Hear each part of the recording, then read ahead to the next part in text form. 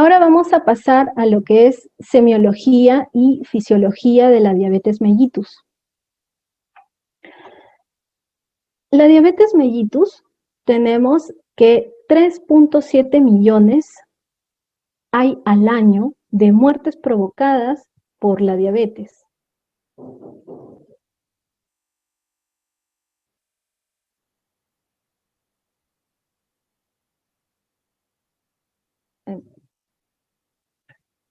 ¿Se me escucha bien?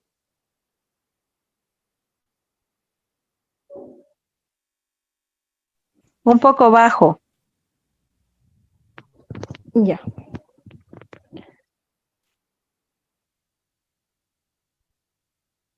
Ya. A ver, ¿qué les parece si hacemos un pequeño receso? ¿Sí? Para poder hacer un pequeño descanso, no sea tan tedioso esta exposición.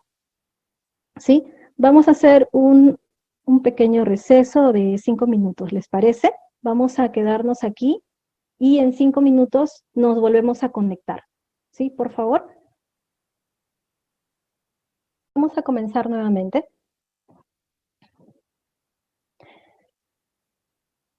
Ahora vamos a hablar acerca, a ver, un momento. ¿Podrían indicarme si se escucha bien? Se lo oye correctamente, licenciada. Ok, gracias. Bien, ahora vamos a pasar a la parte de semiología y fisiología de la diabetes mellitus. Hablemos un poquito acerca de la estadística de la diabetes. Tenemos 3.7 millones en el mundo de muertes que han sido provocadas por la diabetes y la glicemia elevada. De toda esta cantidad de fallecidos, 1.5 es provocada por la diabetes. ¿Sí? La diabetes aumenta. 422 millones de adultos tienen diabetes en la actualidad en todo el mundo. Esto va a corresponder a que 1 de cada 11 personas se vea afectada de algún tipo de diabetes. Las principales diabetes que tenemos es la diabetes tipo 1, diabetes tipo 2 y la diabetes gestacional.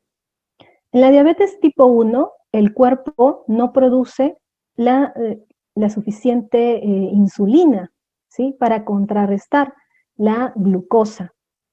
En la diabetes tipo 2, el cuerpo produce insulina, pero no la utiliza apropiadamente. Y en la diabetes gestacional, es una condición temporal durante el embarazo, que muchas veces se resuelve una vez que el bebé haya nacido, ¿no? Aunque estudios han demostrado también que gestantes que han tenido diabetes durante la gestación, ¿no? Terminan desarrollando una diabetes tipo 2, ¿sí? Después de que ha pasado por este evento, ¿no? Que es la gestación. Las consecuencias que tiene la diabetes es que puede provocar diferentes complicaciones, ¿sí? En muchas partes de nuestro cuerpo. Va a incrementar también el riesgo de muerte prematura. Se ve en estos pacientes accidentes cerebrovasculares, por ejemplo, ceguera. También presentan ataque cardíaco, insuficiencia renal y amputaciones, ¿no? Como por ejemplo en el pie diabético.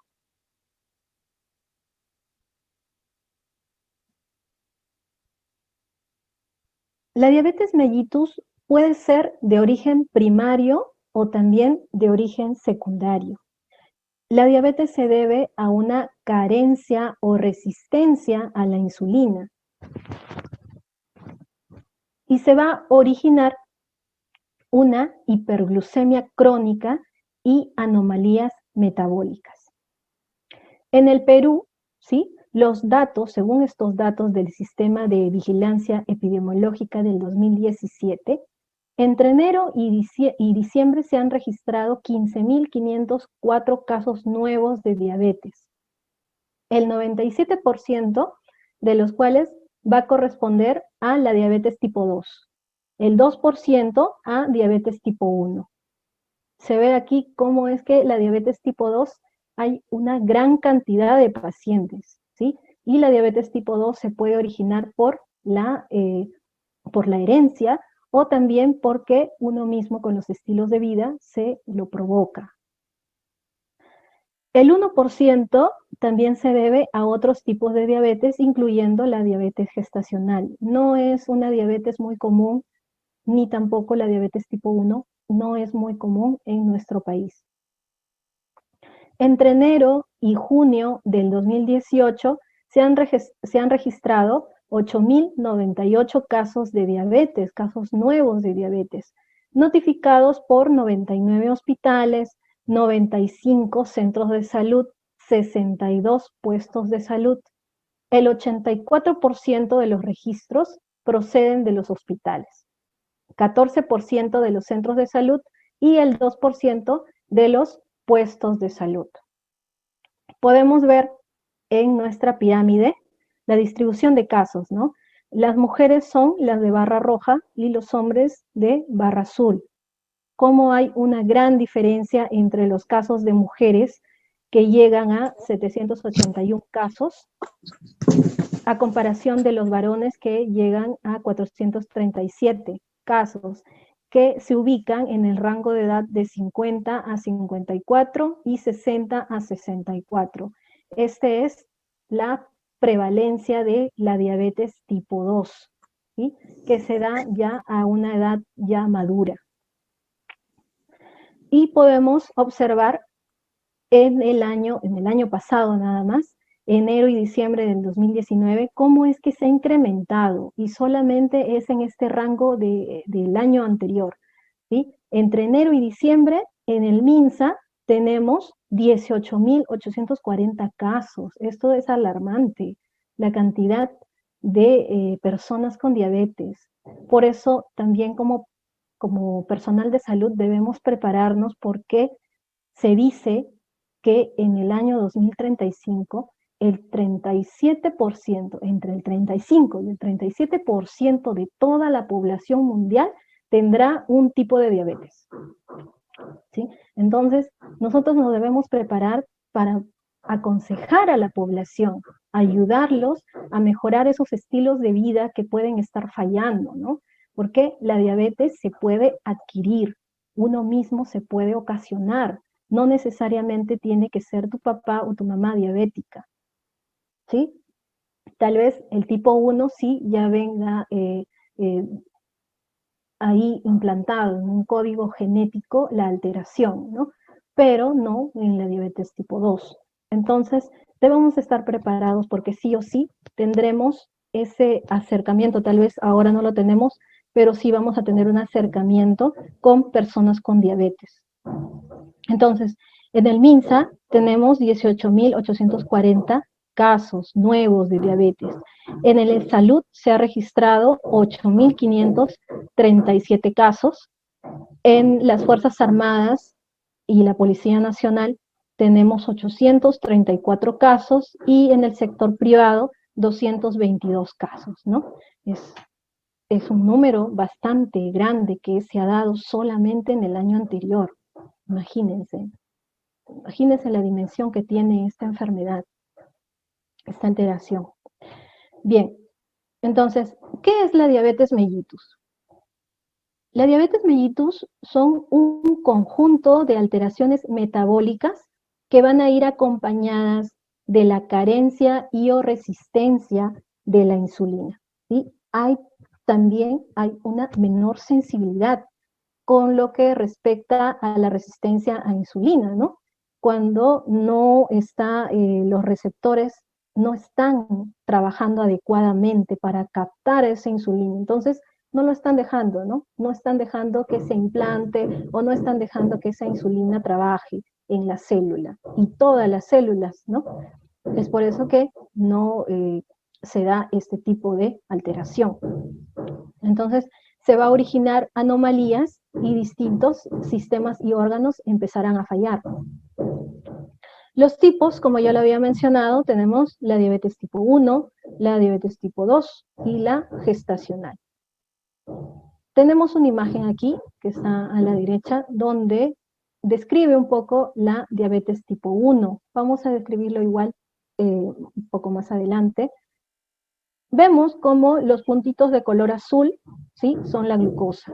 Esta glucosa viene sola, como la pueden apreciar, viene sola, no viene acompañado de nada más, solo glucosa.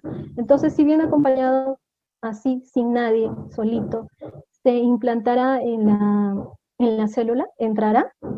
No, ¿verdad? No va a entrar dentro de la célula. En la diabetes tipo 2 podemos ver cómo es que la glucosa sí viene acompañado de insulina, ¿sí? Pero los receptores, miren, los receptores no los están captando adecuadamente. Entonces no va a actuar la glucosa dentro de la célula, ¿sí? Entonces aquí en la diabetes podemos ver claro que hay insulina, pero no está actuando adecuadamente. Y en la diabetes tipo 1 no hay insulina. A este se le conoce como el insulino dependiente. Pero ¿qué es lo que lo ocasiona? Vamos a verlo más adelante. ¿Qué ocasiona que la diabetes tipo 1 sea así? Bien, la diabetes mellitus puede ser primaria o secundaria, ¿no?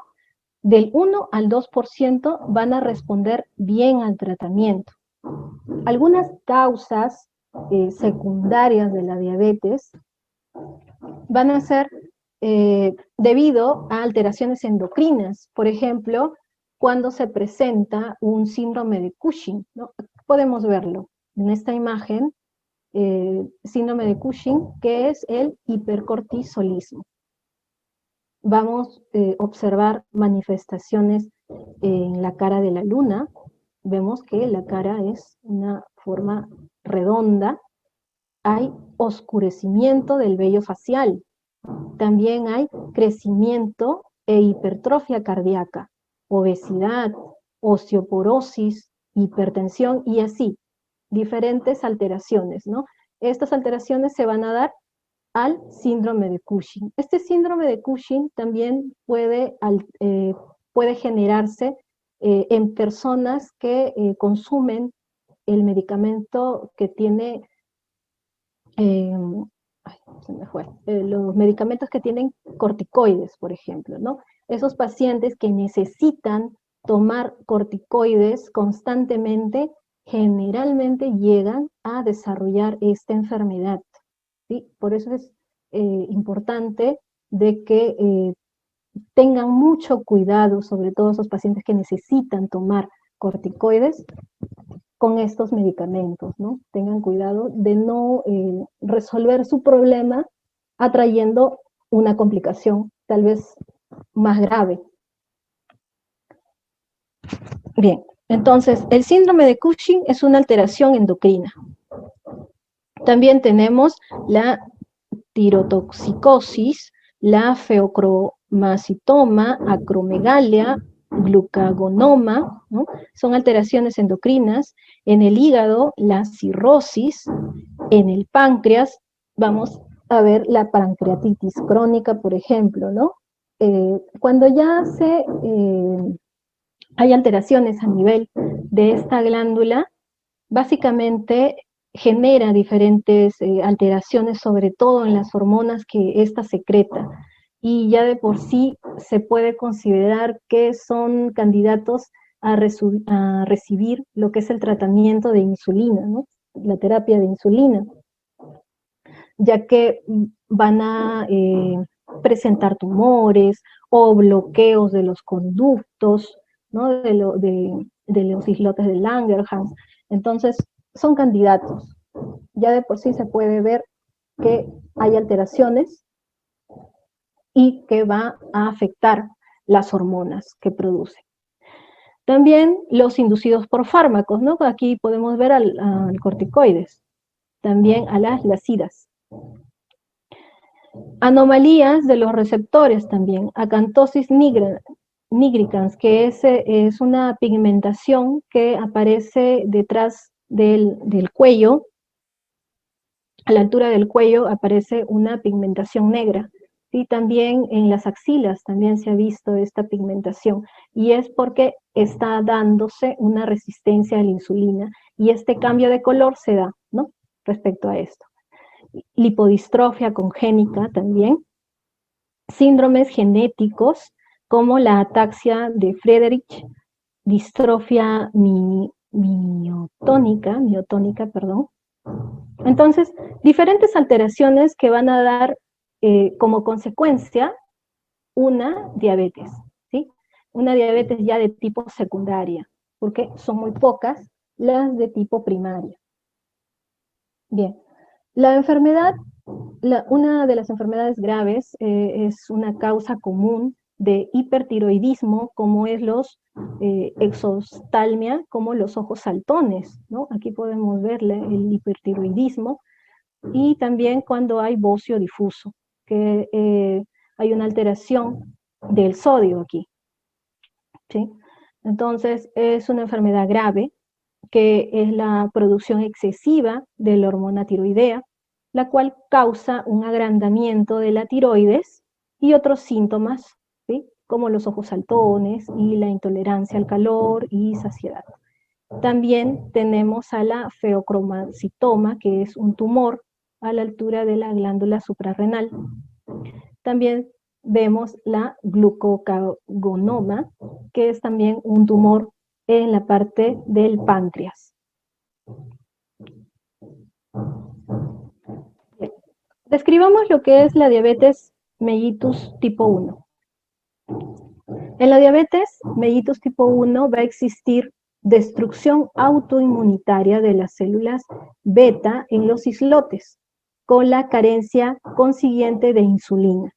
Los análisis van a revelar anticuerpos en la sangre de estos pacientes en los primeros años de vida. Esta diabetes se le conoce como la diabetes juvenil. Aquí en la imagen podemos observar cómo es que las células productoras de insulina, ¿no? Beta, que están de color celeste, ¿sí? Este es un paciente normal, por ejemplo, ¿no? ¿Cómo lo vamos a ver en un paciente con diabetes tipo 1? Lo vamos a ver así. Esas células han sido destruidas y han sido destruidas por las mismas células, ¿no? Por las mismas células han sido destruidas, no las reconocen como si fueran algo extraño, entonces los empiezan a atacar. La insulina segregada dentro del torrente sanguíneo, aquí está, este es el torrente sanguíneo, y los capilares. Obviamente, como no hay insulina, pues no va a entrar dentro de las células como está entrando aquí, ¿no? El capilar está trayendo la glucosa y entra dentro de la célula gracias a la insulina. Y aquí obviamente que no hay, ¿no? No hay ingreso. Bien, el inicio de esta alteración es juvenil. Los diagnósticos, este diagnóstico, los síntomas van a empezar súper rápido, tienen un inicio rápido, donde vamos a ver poliuria, también habrá pérdida de peso y la polidipsia. En la poliuria, la glucosa excede el umbral de filtración renal, ¿no? Cuando ya no, el riñón ya no puede más filtrar, aquí es donde también las células van a empezar a deshidratarse, porque como es un campo hipertónico, ¿no? Que vamos a explicar más adelante, es un campo ya hipertónico, la célula trata de que haya un equilibrio, ¿verdad? Entonces, el riñón se está viendo afectado. En las pérdidas de peso vamos a notar una lipólisis y catabolismo muscular por falta de insulina, ¿no? Lipólisis porque va a empezar a agarrar los ácidos grasos, nuestras reservas de los tejidos, de nuestro tejido liposo para poder construir glucosa, ¿no? Para poder crear glucosa. Entonces, poco a poco empezamos a adelgazar. La sed excesiva, la polidipsia, porque hay deshidratación, ¿no? La pérdida excesiva de los líquidos y electrolitos por la vía urinaria.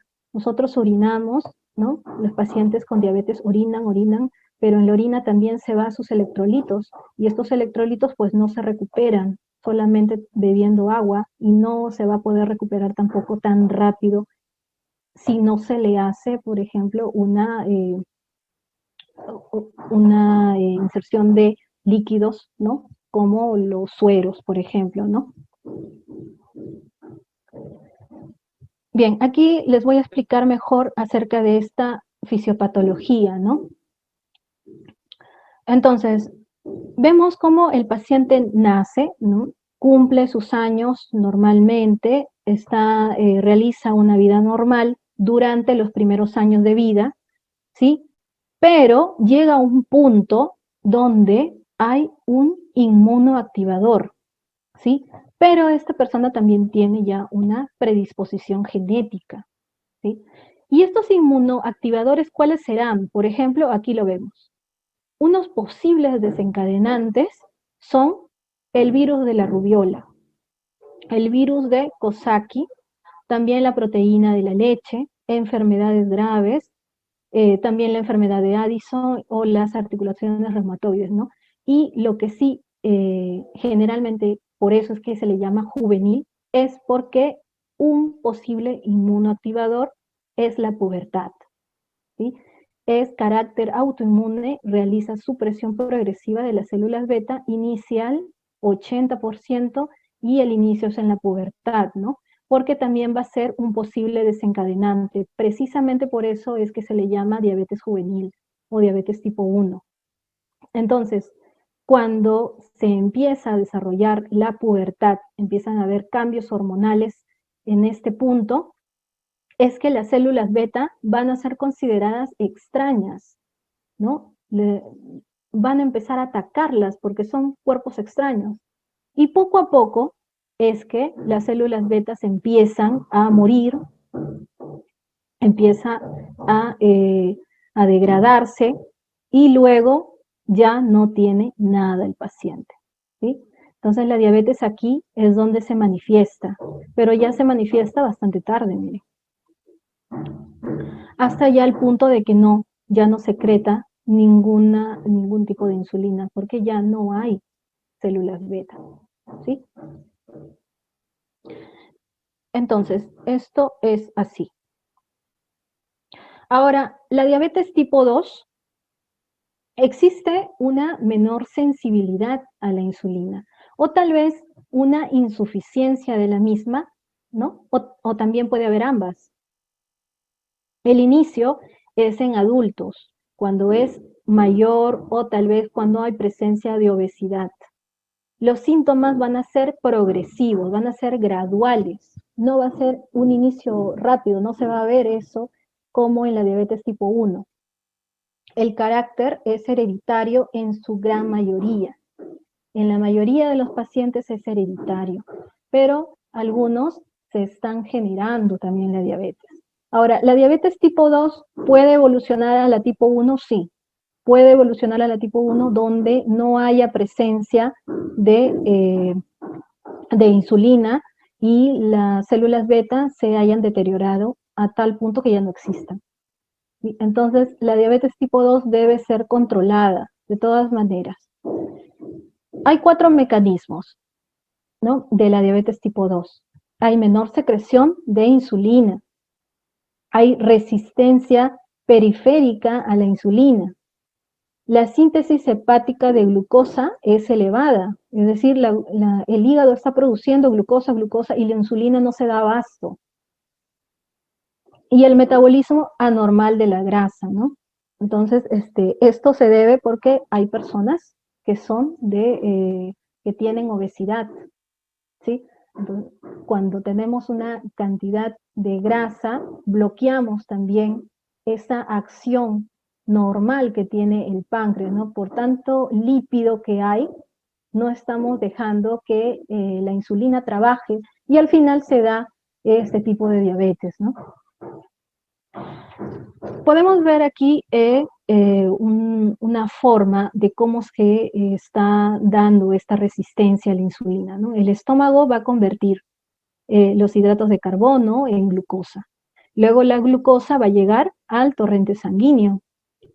El páncreas produce suficiente insulina para poder transferir esta glucosa a las células. Pero las células son resistentes a la presencia de esta insulina, ¿sí?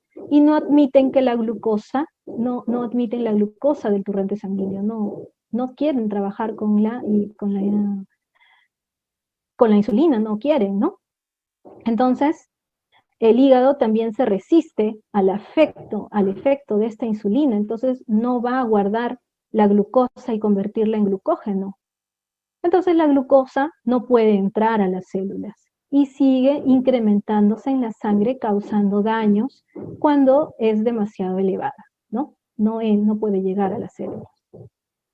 La resistencia insulínica provoca una hipersecreción de la misma, que desgastará las células beta hasta agotarla, ¿no?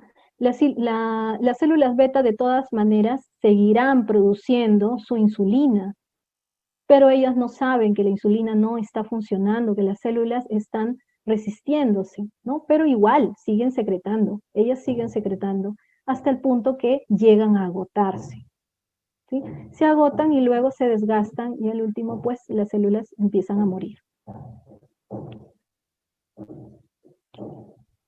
El motivo de consulta, ¿sí?, suele relacionarse con las complicaciones que se va a dar durante varios años de hiperglucemia progresiva.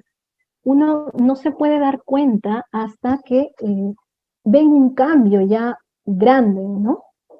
Entonces, los diferentes síntomas no los van a relacionar con una enfermedad. Esos signos no se van a relacionar.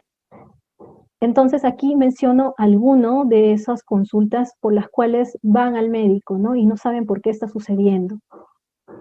Pueden presentar letargia o cansancio.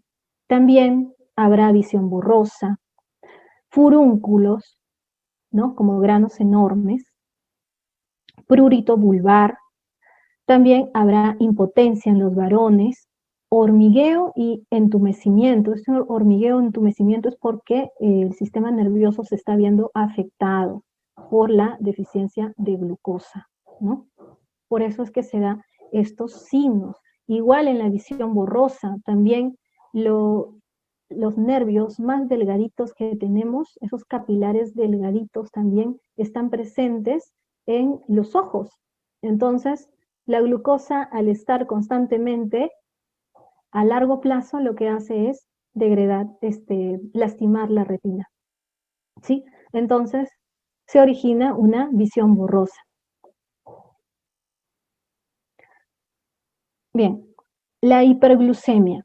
La hiperglucemia lo que va a producir es deshidratación, puesto que la glucosa es una sustancia osmótica activa, es decir, va a atraer el agua hacia sí. Entonces, ¿qué es lo que puede estar pasando aquí? Lo vamos a entender con esta imagen, ¿no? Estos, como hojas, son en realidad células, ¿no? Estas células deberían estar bien formadas, bien torneadas, como si fueran unas bolitas, pero en realidad no tienen forma de bolitas aquí.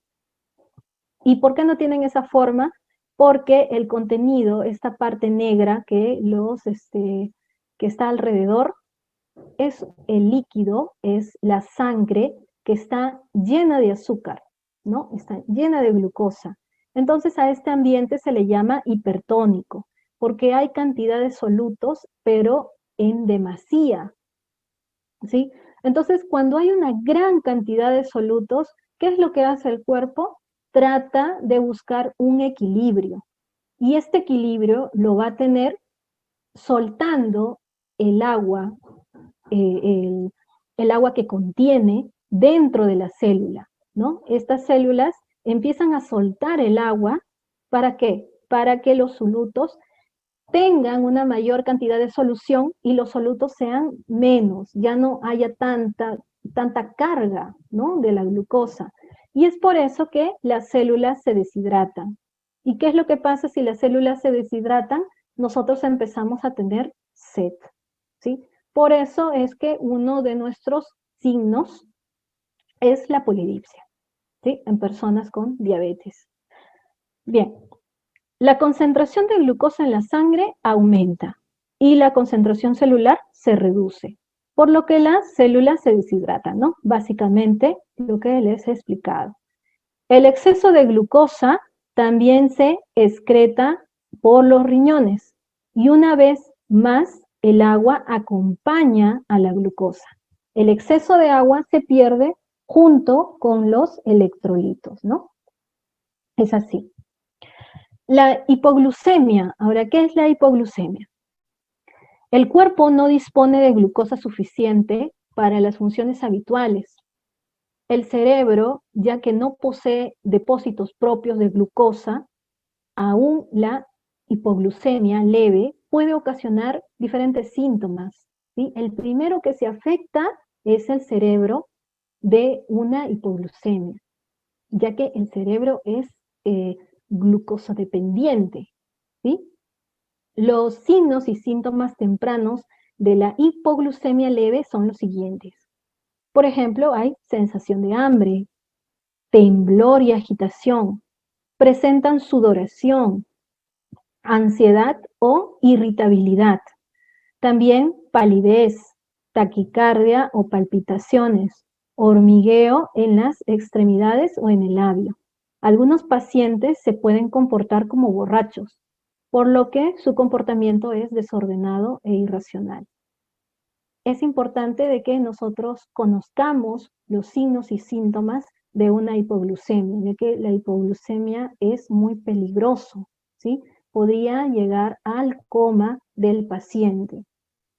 Entonces, debemos conocerlo y detectar a tiempo si es que se trata de una hipoglucemia que es muy común que ocurra en los tipos de terapia con insulina. Bien, en los síntomas de la diabetes tenemos a la poliuria, aumento del volumen urinario, la glucosuria, que es la glucosa en la orina, polidipsia, la sed, ¿no? El tomar grandes cantidades de agua. También hay cansancio, tendencias a la infección, ¿no? Porque también el torrente sanguíneo no está trabajando cuando hay una infección, no está llevando a las células adecuadas, ¿no? Por la gran cantidad de solutos que presenta. Entonces, también no va a haber esa respuesta a una infección adecuada, ¿no? Las células que contraatacan contra cualquier bacteria oportunista que quiere entrar cuando, por ejemplo, me hago un corte o cualquier accidente, ¿no? No va a trabajar adecuadamente en esas células, ¿sí? También hay deshidratación, piel laxa, hipotensión y taquicardia, ¿no? Como ya lo hemos visto. Y el coma, eso es uno de los síntomas de hiperglucemia. En los síntomas de ayuno hay adelgazamiento, atrofia, debilidad. La ausencia de insulina durante un periodo prolongado hace que el organismo entre en un estado de ayuno. Esto hace que se descompongan los tejidos musculares y adiposos durante este metabolismo. Con lo cual van a liberar también metabolitos, ¿no? Como lo había mencionado, los lípidos, el tejido muscular, ¿no? Los aminoácidos. Bien, entonces, los síntomas de cetoacidosis. La cetoacidosis es lo que va a originarse cuando se toma los ácidos grasos. Entonces, los síntomas que tiene es vómitos, olor del aliento a acetona, es olor a manzana que es característico en las personas con diabetes, cetoanuria, cuerpos cetónicos en la orina, poliuria y deshidratación. También empiezan a hiperventilar estos pacientes. Disminución de la conciencia. Hay convulsiones y también el coma. Los síntomas por complicaciones crónicas. En las complicaciones crónicas tendremos la disminución de la agudeza visual, ¿no? Como es lo que ya les estaba indicando, estaba explicando.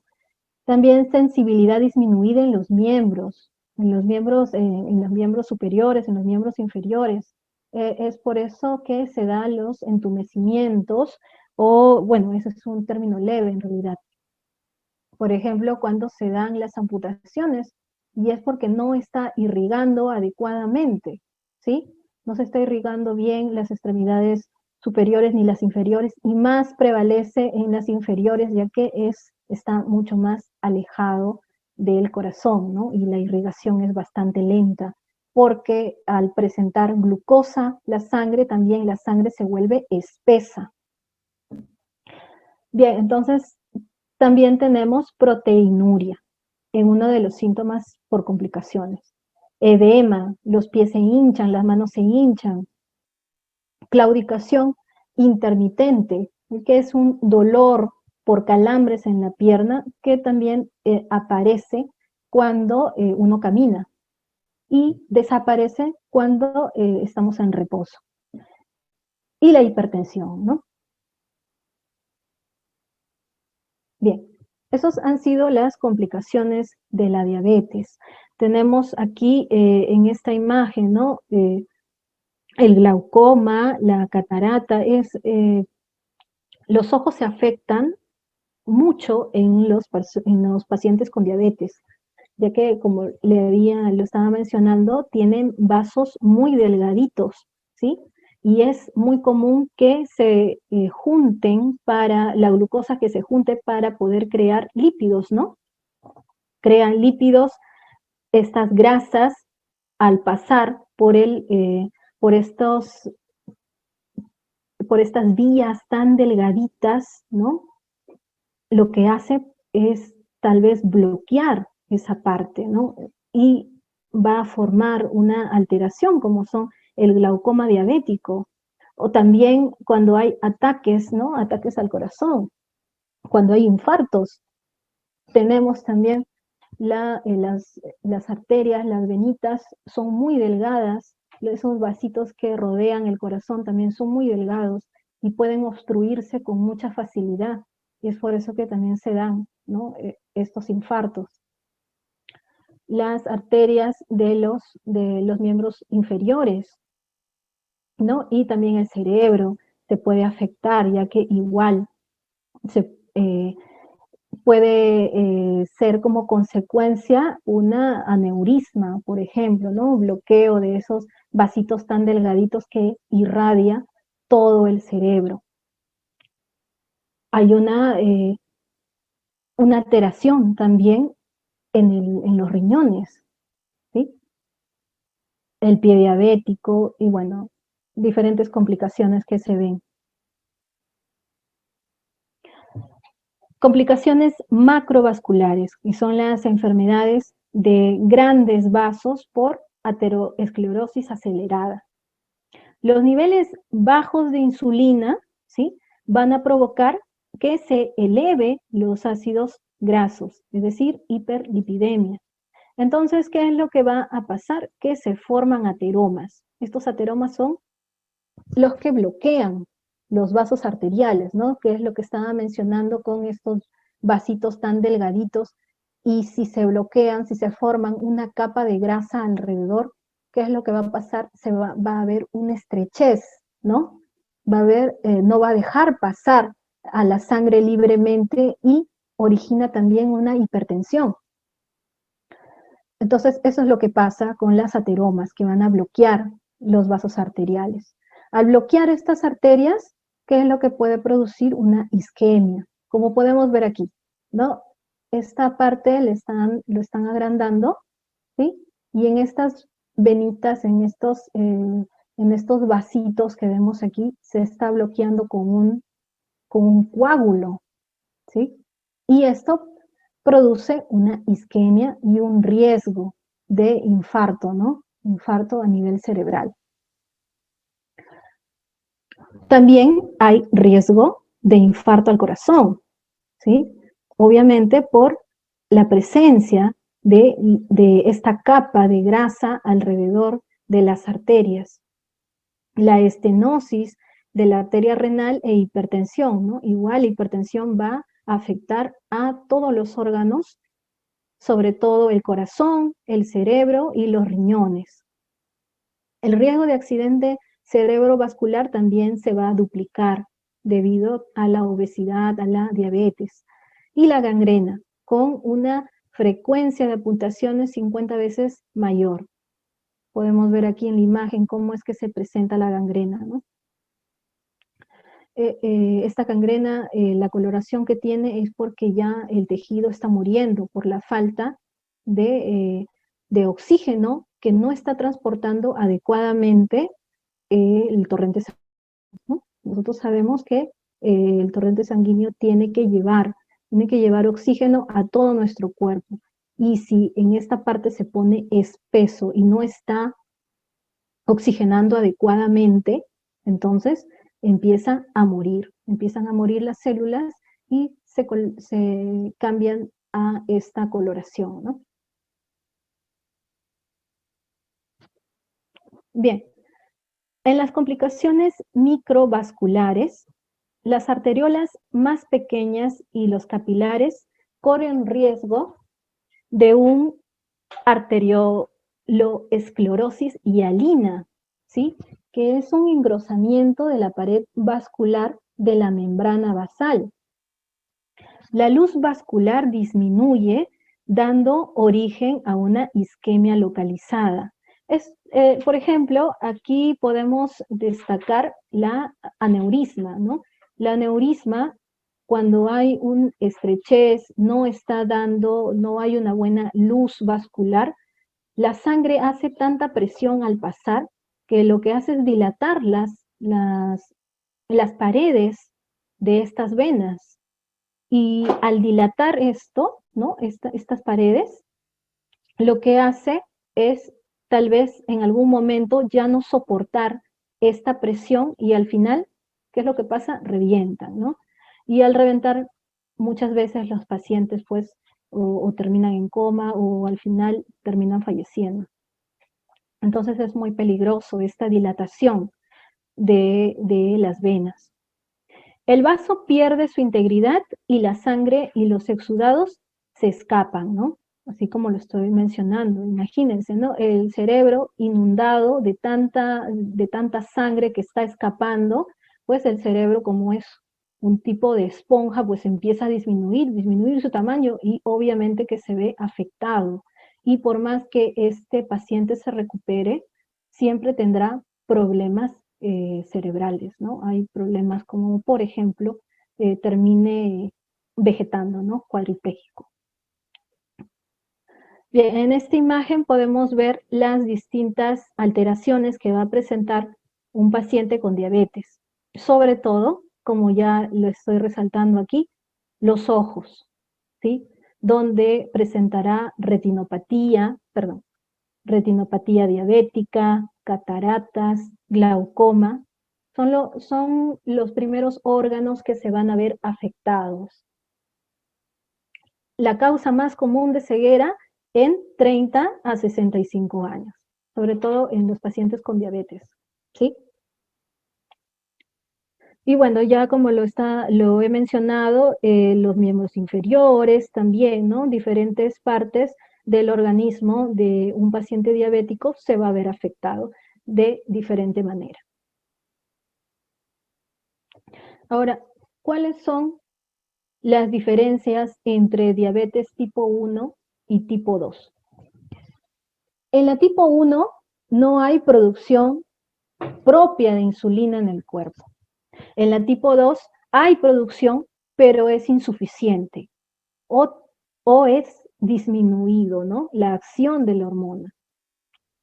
Se presenta principalmente en niños y adolescentes y eso es bueno en el caso del tipo 1 y en la tipo 2 se presenta principalmente en adultos después de los 30 años y en menor porcentaje en niños y adolescentes, pero sí hay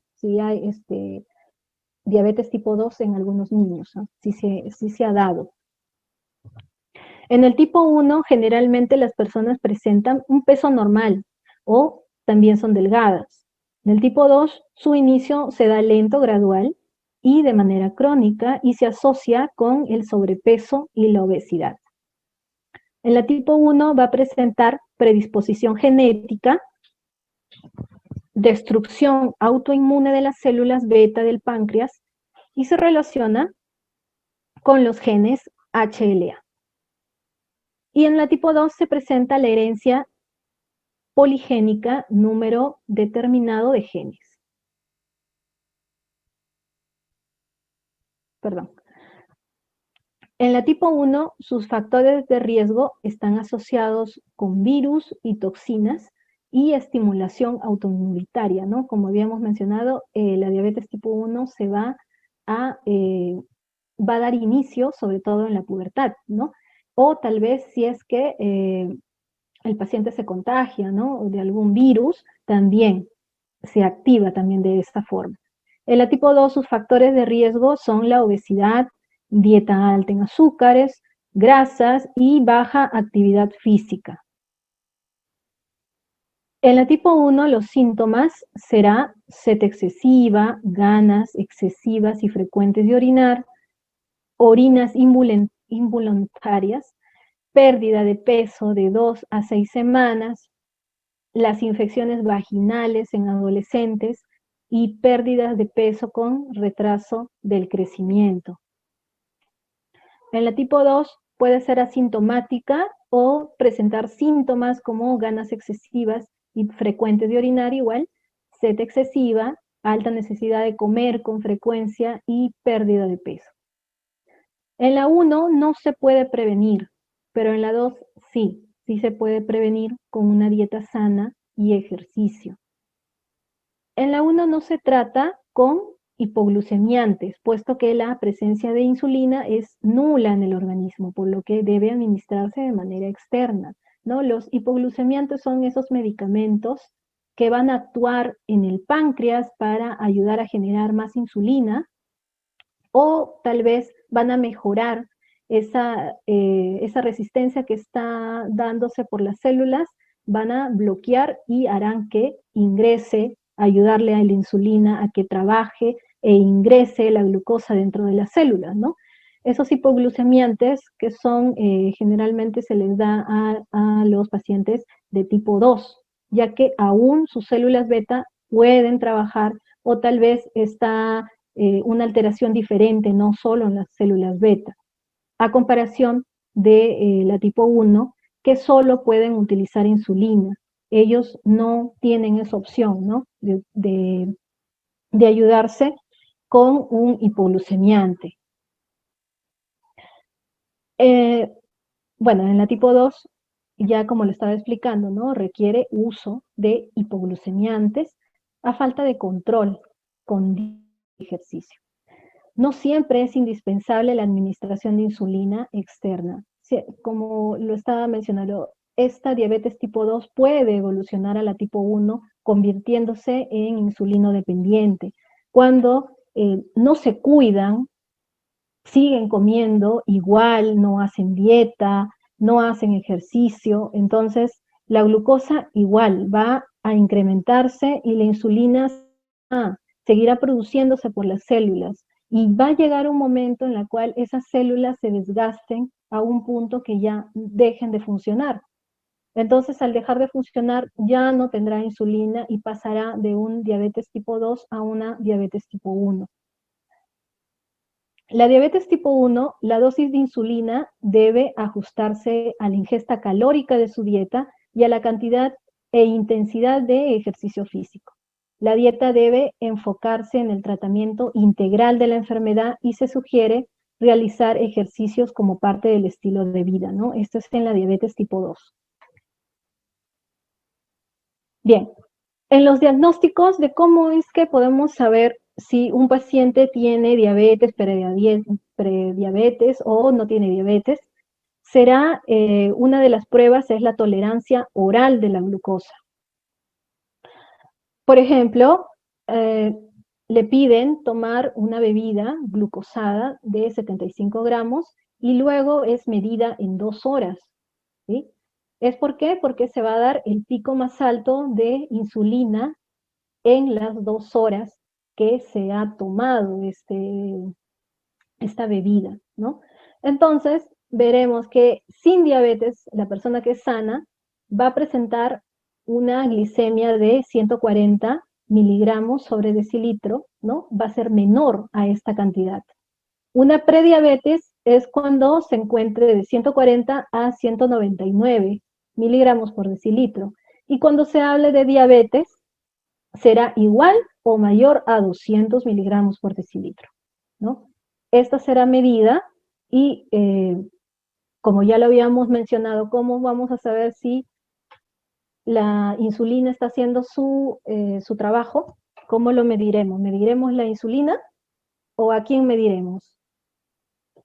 A ver, si me han seguido la hilación del tema y se está comprendiendo perfectamente, ¿alguien me podría contestar? ¿Qué es lo que medimos para saber la eficacia de la insulina? Bueno.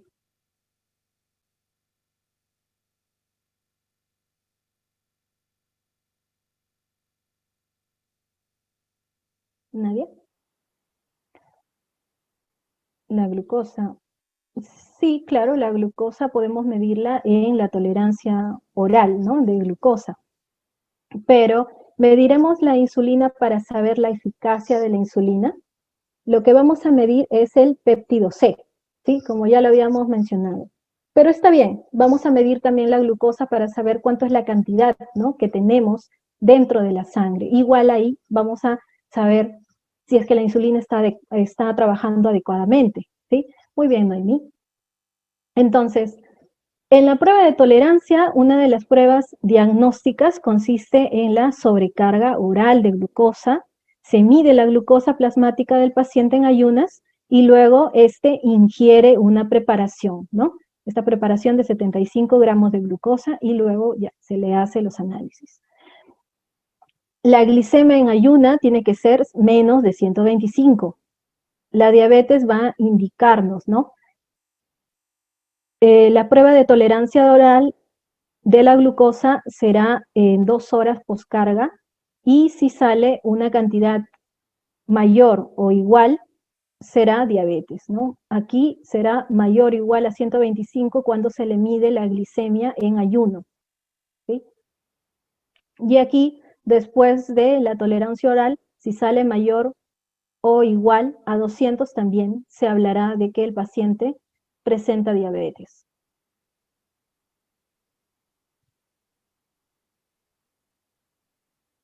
Bien, en la intolerancia oral a la glucosa, una anomalía de la glucosa en ayunas, una vez diagnosticadas, auguran la posibilidad de aparición de diabetes en el futuro, ¿sí?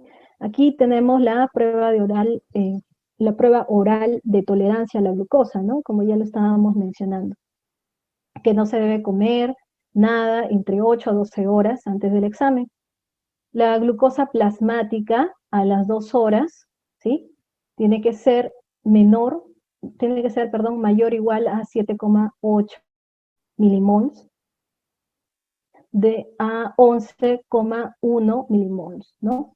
Bueno, estos son los criterios que deben seguir en los análisis para saber si es que una persona tiene diabetes o prediabetes. También vamos a ver el análisis de glucosa en orina también, ¿no? Ahí también lo podemos relacionar si es que este paciente tiene una alteración. Entonces, el análisis de la glucosa en orina con la tira reactiva, la glucosuria, o sea, la glucosa en la orina, puede denotar diabetes y exigir un estudio adicional, ¿no? Esto no es del todo así certero, pero también va a ayudarnos a complementar un examen mucho más a fondo. Se va a dar también el diagnóstico de diabetes debido a la hemoglobina glucosilada. Esta hemoglobina se mide durante 3 meses y se ve si es que hay una alteración en lo largo, ¿no? Obviamente se va a seguir ciertos parámetros para saber si se encuentra en los rangos normales o si se encuentra alterado. Bien, ahora vamos a pasar a historia y evolución de la insulina. ¿Hasta aquí hay alguna pregunta o duda que tengan? Pueden escribirla. Algo que no haya quedado claro, o si es todo claro.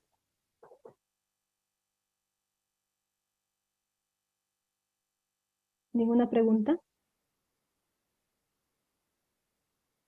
Bien, entonces vamos a continuar. Hablemos un poco de historia y de evolución, ya para entrar a nuestro tema de insulinoterapia. Como ya habíamos mencionado, ¿no? Los investigadores, Frederick y Charles, fueron quienes recibieron el premio gracias a que inventaron este extracto pancreático, ¿no? Con la cual trataron por primera vez la diabetes mellitus en la perrita Marjorie. El 6 de agosto de 1921, Marjorie se convirtió en el primer animal diabético del mundo que recibió un extracto de páncreas, es decir, de insulina. Fue sacrificada, ¿sí?, tras las complicaciones causadas por este experimento. Ahora, aquí tenemos a Leonard Thompson, a los 14 años de edad, que fue el primer ser humano que recibió la insulina, ¿sí? En 1922. Podemos ver cómo es que su mamá lo carga cuando era bebé, luego cuando era un niño y aquí ya cuando es un joven. Generalmente los pacientes que tenían diabetes mellitus no llegaban a la pubertad, siempre terminaban falleciendo. Y gracias al invento de la insulina es que este joven fue el primero que llegó a pasar la valla de la edad, ¿no? De la pubertad. Leonard Thompson, ¿sí? Entonces, acuerdo con el laboratorio Eli Lilly para la producción de insulina y se quedaría con los derechos exclusivos para toda América. Lilly aceptó que el término insulina se utilizara para la molécula genérica, mientras que ellos utilizarían iletín. ¿Sí? Aquí ya se dieron la repartición ¿ya? De quién utilizaría y bueno, esto ya se dieron ya a nivel de laboratorios. Cabe resaltar que Charles y Frederick dieron su investigación de una manera gratuita, por así decirlo. Solamente cobraron $1 para que otros estudiasen más, no lo patentaron, no que ellos solamente lo iban a hacer, ¿no? Sino que ayudaron a que la sociedad pudiera encontrar la cura a esta alteración.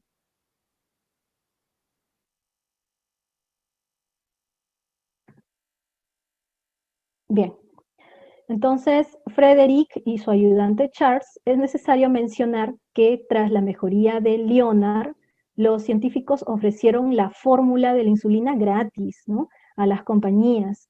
En 1923 ya se podía conseguir en todo el mundo, salvando vidas, por lo que Beighton y MacLeod recibieron el Premio Nobel de Medicina. Leonard murió a los 13 años, ¿sí?, como causa de una bronconeumonía, observándose en la autopsia avanzada complicaciones diabéticas. Bueno, al final, pues, el joven falleció, pero igual llegó a durar al menos unos años después de la pubertad. Y eso fue un gran logro. Bien, en 1923, Eli Lilly and Company comercializa el iletín, ¿sí? Y que va a ser de origen animal. George Walden, químico, investigador de Lilly, desarrolló un método de purificación mediante el fraccionamiento isoeléctrico que permitió la fabricación de insulina a gran escala, aumentando la estabilidad y la pureza hasta 100 veces más que el producto anterior, ¿no? Aquí se puede ver la insulina antigua, cómo es que venía en su presentación de cajita. Esta insulina tiene años. Bien, en Europa, la fábrica alemana de colorantes Hoechst fue la primera en producirla solo un año después, bajo la dirección de Oskar Mikowski. No obstante, la insulina animal presentaba varios problemas. Para empezar, su elevado precio fue uno de esos problemas. Para cubrir sus necesidades anuales, un diabético necesita los páncreas de aproximadamente 50 cerdos, ¿no? Utilizaron este mecanismo de extracción de los páncreas de los animales y luego los hacían extracto y lo comercializaban, ¿no? En estas ampollas. Entonces, en 1923, en la época de máxima producción, Hoechst procesaba diariamente 11 toneladas de páncreas de cerdo procedentes de más de 100.000 animales. Por lo tanto, el tratamiento solo estaba al alcance de unos pocos, ¿no? Se sacrificaron muchos animales para poder llegar a lo que es la insulina, como lo conocemos hoy en día. En Europa, la fábrica alemana de colorantes Hoechst fue la primera en producir. Sin embargo, la danesa Novo entró en el mercado en 1925 y muy pronto se hizo con el liderazgo en Europa. August y Marie Krug hubo interés de inmediato. A ver. Después de decirme dónde contactar, soy diabética, necesito también mejorar. Bueno, todas mis referencias están con la señorita de capacitaciones, ¿sí? Entonces, ahí podemos hablar un poco más tarde, vamos a continuar con el tema. Bien, entonces, hubo un interés de inmediato, pues su esposa tenía diabetes tipo 2. Consiguieron permiso para su comercio en Dinamarca, ¿sí? Luego, en la primavera de 1923, se funda el Nordic Insulino Laboratorium de Nordic por Hans Christian Hagendorf, ¿no? Él fue el que fundó este laboratorio. Tras un breve paso, los Nordic, los ingenieros Harald Pedersen y Thorvald Pedersen en 1924 lograron producir su primera insulina y una forma versátil de colocar insulina Novo. Estaba a la venta en 1925, ¿no? Esta fue la primera jeringa, se puede observar, ¿no? Y la primera insulina. También vemos aquí un tipo lapicero, si se puede ver, es bastante antiguo. Se podría decir que es uno de los primeros lapiceros que hubo.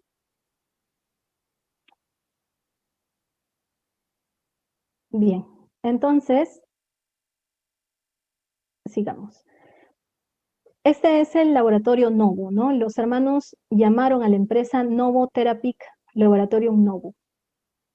A partir de ese momento existían dos compañías danesas entre los líderes mundiales de producción de insulina. En 1925 se define como Unidad Internacional de Insulina a las presentaciones de 40 y 80 unidades, ¿no? Disponibles. En 1926, el bioquímico farmacólogo John Jacob Abel desarrolló la cristalización de la insulina mediante la adición de iones de zinc, logrando formulaciones más estables, pero tenían una corta duración. También aisló la epinefrina, la adrenalina, en 1898. En 1939, Hans Christian Hagendorf en Nordic Insulin Laboratorium obtiene por primera vez una suspensión de insulina de acción retardada. Esta ya es modificada y es la que hasta ahora usamos, ¿no? Insulinas modificadas para que duren más. Entonces, una acción retardada intermedia. Al agregarle semen de trucha de río que contenía protamina, la solución final tenía que ser llevada a un pH de 7 para poder ser inyectada. En 1939, los canadienses Scott y Ann Fisher formulan una mezcla de insulina protamina a la cual se le añadió el zinc que prolongaba más de 24 horas y con lo cual generó una rápida aceptación. Entonces aquí se vieron varias modificaciones, ¿no? Trataban de similar la insulina que normalmente actúa en nuestro cuerpo, ¿no? Pero ya querían que sea de una manera permanente, ¿sí? Entonces empezaron a modificarlo y modificarlo hasta el punto que conocemos hoy en día. En 1946, Hans Hagendorf produce variaciones en la insulina, protamina y zinc, y elabora el término de isofen para definir a una nueva insulina NPH, neutral protamina Hagedorn, ¿no? Que lleva su nombre. La insulina NPH de acción intermedia se introduce al mercado alcanzando excelentes aceptaciones. En 1951, Ayas Moyer, del laboratorio Novo, formula una nueva combinación de insulina y zinc, que da como resultado las insulinas lentas, ¿no? Es la que utilizamos. Hay que tener dos cosas en claro. La insulina tiene dos formas de acción. Una que es rápida y otra que es prolongada. Y lo que hace estas insulinas artificiales que aplicamos en la terapia es simular estas dos acciones, ¿no? En la acción rápida, muchas veces se combina una insulina rápida con una insulina media, ¿sí? Esto lo vamos a ver más adelante. Entonces, bien, entonces dio como resultado insulinas lentas. En 1951, la insulina lenta era una mezcla de insulina porcina amorfa y bovina cristalina. Según las mezclas de esas formas y el zinc, se conseguía distintos tiempos de acción y duración. Son las primeras de las denominadas insulinas lentas. Insulina leve, semilenta y ultralenta, ¿sí? Aquí es donde ya empezamos a ver las variaciones, ¿no? De la duración de las insulinas. En 1955, el bioquímico inglés Frederick Sanger consigue establecer la composición y estructura de la insulina. La insulina, la primera proteína secuenciada, este trabajo le valió a Sanger el premio Nobel en 1958. ¿No? Aquí podemos ver la cadena que químicamente lo trajo, lo desdobló y trató de originar de alguna manera la insulina para que sea duradera pero sin riesgos, ¿sí? Debido a él es que se da ahora este tipo de modificaciones también en la insulina actual. En 1956 se lanzaron al mercado los primeros antidiabéticos orales, las sulfonamidas, como la archiconocida metformina, ¿no? En 1972 se introduce la concentración en unidades 100 para mayor seguridad en la administración de insulina. En 1973 comienza el tratamiento de la acidosis con pequeñas dosis de insulina intravenosa, sustituyendo a grandes dosis la subcutánea. En 1973 también Coher y Boyer crean la primera bacteria transgénica que era capaz de expresar un gen foráneo, ¿sí? Aquí está, genoma bacteriano que lo formaron de una manera ya transgénica. En 1977, Gilbert y Lydia identificaron los genes responsables de la síntesis de la proinsulina, gen que codifica la insulina en el genoma humano. En 1978, Pichut y Cole introducen el uso de bombas de infusión subcutánea continua de insulina. Aquí podemos observar cómo es una bomba antigua, ¿no? Lo conectaban de vía endovenosa y cada vez que necesitaban insulina simplemente apretaban o presionaban o abrían el conducto y nuevamente pasaba la insulina, ¿no? Claro que era un tanto riesgoso porque no podían medir exactamente cuáles eran las unidades que iban a entrar al torrente, ¿no? Siempre hay que ser precisos. Bien, en 1979 se consigue introducir el código genético de la insulina en el ADN de E. coli. Eli Lilly and Company. Nacieron los análogos de la insulina. Los análogos son aquellos que van a tener las modificaciones, no van a ser como la insulina humana, lo que normalmente trabaja en nuestro cuerpo, sino ya esas modificaciones que necesitamos para que sea más rápida, para que sea más lenta, ¿no? O que sea ultra rápida. Entonces es aquí donde nacen los análogos. En 1982 se lleva a cabo el primer ensayo clínico con 17 voluntarios en 1980, ¿no? En el Guy Hospital de Londres, la primera insulina obtenida por la técnica de ADN recombinante fue aprobada por las autoridades reguladoras de Estados Unidos en 1982. Se trata de una insulina de acción corta, similar a la insulina humana natural. Fue producida y comercializada por el laboratorio Lilly bajo el nombre de Humulin.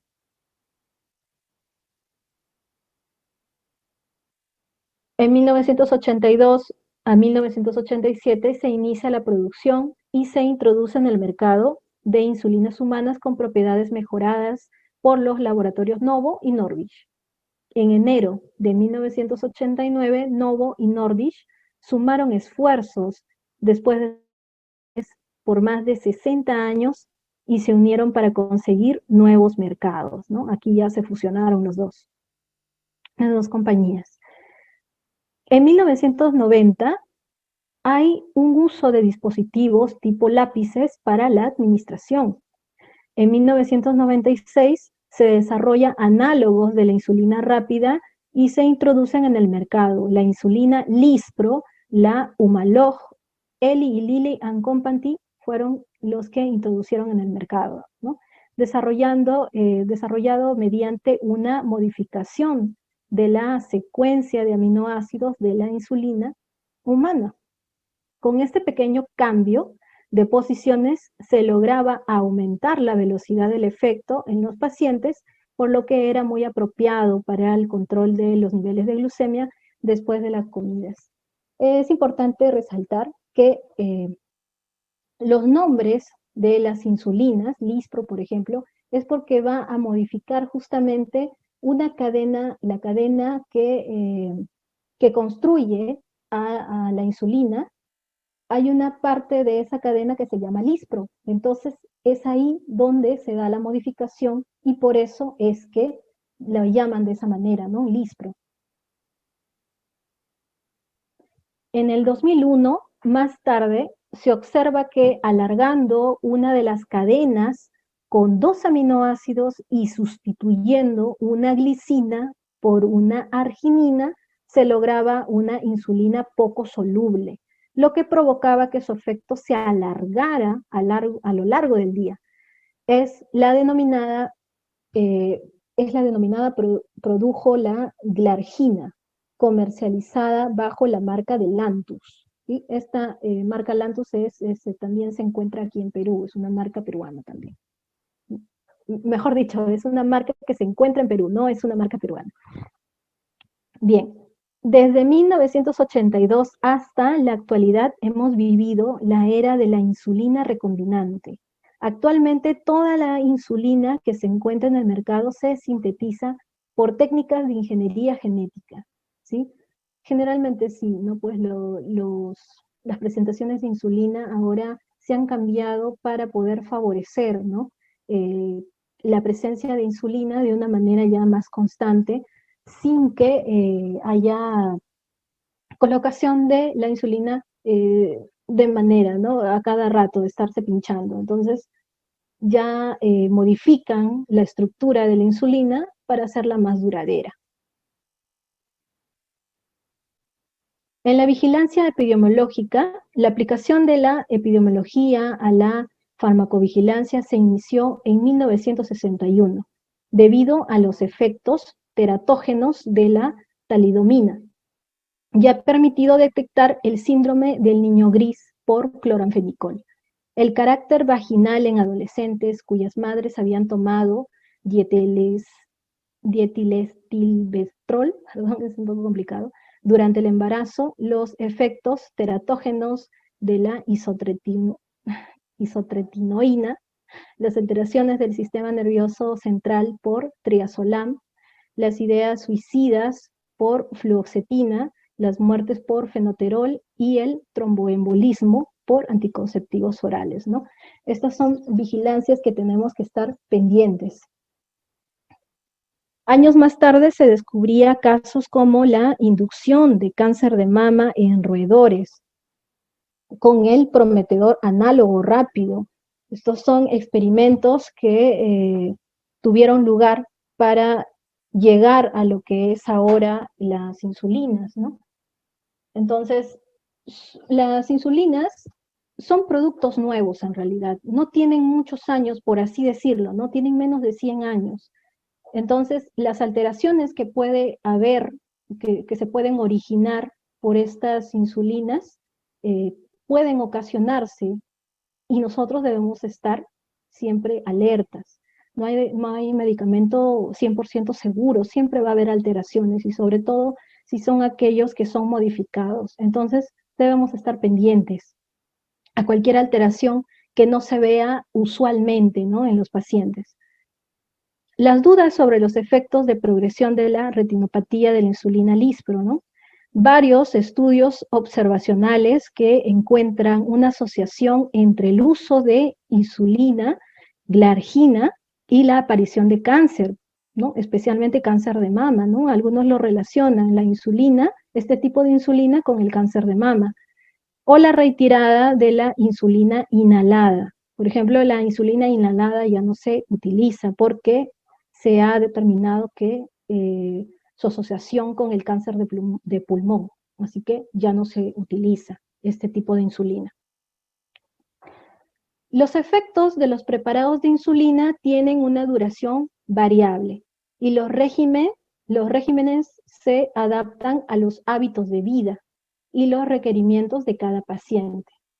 De ordinario se administra una insulina de acción prolongada, es decir, lenta por la mañana, y por la noche, para proporcionar los requerimientos basales de insulina, se añaden insulinas de acción corta, es decir, algunas que duren de 15 minutos antes de las comidas para afrontar la hiperglucemia postprandial. Si el control matutino no es bueno con este régimen, se ajusta a la insulina de la noche. Se va a ajustar a una insulina que trabaje de manera lenta. La insulina Lispro es una presentación de insulina de acción muy rápida que se puede administrar antes de las comidas, ¿no? Para bajar ese pico de glicemia que se está al consumir alimentos. Bien. Ahora vamos a hablar de las insulinas, la insulinoterapia, las insulinas que están disponibles aquí en Perú. Primero, hablemos de su origen y según el tiempo de acción que tienen estas insulinas. Según el origen, la insulina basal, tenemos la insulina humana, donde se encuentra la NPH, la protamina neutra de Agedorn, y el análogo de insulina que es la glargina, Levemir y Degludec. Las insulinas prandiales es aquellas insulinas que van a trabajar cuando nosotros hemos consumido algún alimento, que es la insulina regular, esta insulina humana, ¿sí? La regular, o también la conocen como cristalina. Claro que no se utiliza mucho ese término porque hay una consistencia cristalina y puede haber una confusión, entonces se le llama regular, ¿sí?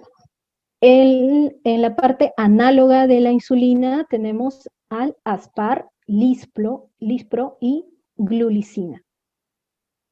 En la insulina mixta, ¿sí? Esas insulinas que son recombinadas, son combinadas una porción de NPH, por ejemplo, y una porción regular. La NPH de 70 y regular de 30. ¿No? O los análogos de insulina de 75-25, 50-50, ¿no? Que es el Lispro más Lispro-protamina, ¿no? Ya es una combinación de ambas insulinas para poder aplicar tal vez en diferentes efectos que el médico está enviando, ¿no? Esto ya va a ser dependiendo a la necesidad del paciente. Y un agente, ¿no? Un agente que no es insulina en realidad, que es la liraglutida, que es un agente que se le conoce como la GLP-1.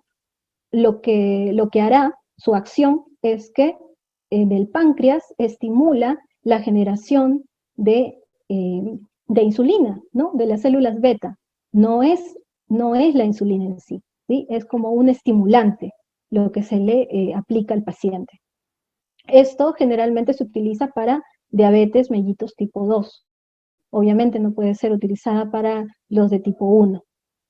Ahora, según el tiempo de acción, en las insulinas, ¿sí? De inicio rápido, los de ultra rápido, que van a ser de 5 a 15 minutos, la rápida, que es de 30 a 45 minutos, ¿sí?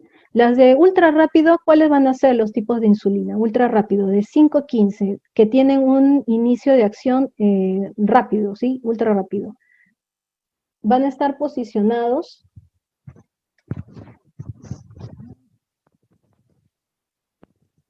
ya, perdón, ya. Entonces van a estar aquí en las de ultra rápido, serán la glulicina, Aspar y Lispro. Estos son los ultra rápidos, ¿sí? Estos son clasificados ultra rápido, que tendrá un inicio de acción entre 5 a 15 minutos. Y su pico de acción, el pico de acción que tendrán estas insulinas será de 30 a 60 minutos. Y una duración de 4 a 6 horas. Esa es su duración máxima. Ahora, la regular, la insulina regular, será de acción rápida. Actúa de 30 a 45 minutos en un pico de acción de 2 a 4 horas. Una duración de 6 a 8 horas, una duración máxima de 6 a 8 horas. La NPH es de duración intermedia. Una duración de 2 horas. A las 2 horas recién vamos a ver que está trabajando. Pico de acción tiene de 6 a 8 horas y una duración de 12 a 18 horas, ¿no? Este tipo de insulina, por ejemplo, es una análoga, ¿no? Porque ha sido modificada para que dure tanto tiempo. Las de acción lenta, vamos aquí a posicionar a la glargina de 100 unidades, glargina de 300 unidades y Levemir.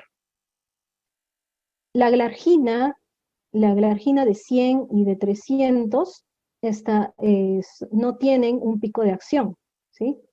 Tienen un inicio de acción a las 2 y 4 horas recién, y la Levemir tiene un pico de acción de 6 a 14 horas. Ese es su pico de acción.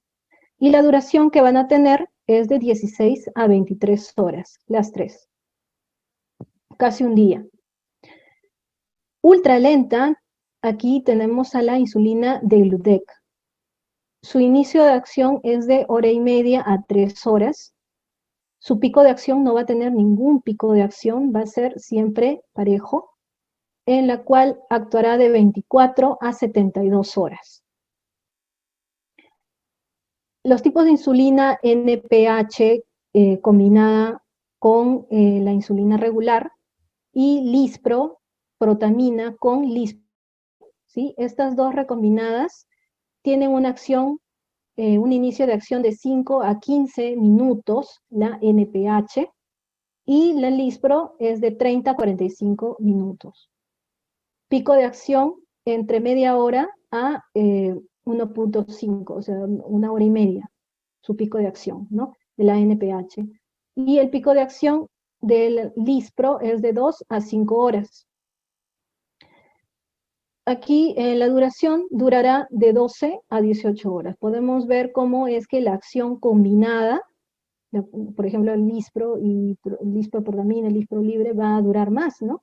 Tiene una duración de 12 a 18, y aquí en la ultra rápida Lispro de 4 a 6 horas, ¿no? Hay una gran modificación. Bien, según su nombre comercial, aquí les pongo una relación de las insulinas y del nombre comercial en la cual se encuentra, ¿no? En el mercado. La regular, Novolin, el nombre comercial, ¿no?